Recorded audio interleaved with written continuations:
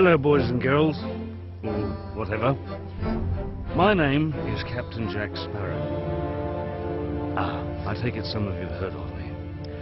As you may well know, there are times, almost constantly in fact, where I prefer to look at the world through the bottom of a glass.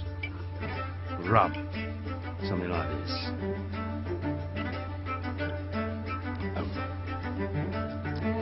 You may have also heard whisperings and rumours that Jack Sparrow be recruiting a crew to undertake a voyage to the Fountain of Youth. Not true. Of course not. But even if it weren't not true, you wouldn't be interested in joining me, would you? Eh? No, thought not.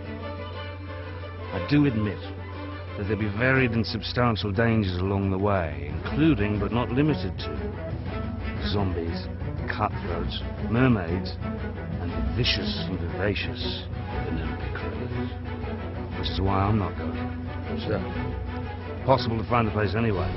No one knows where it is. Plus I'd have to have a bloody map. Or a bloody Mary. Or both. Which is not a bad idea, in fact, Bloody Mary.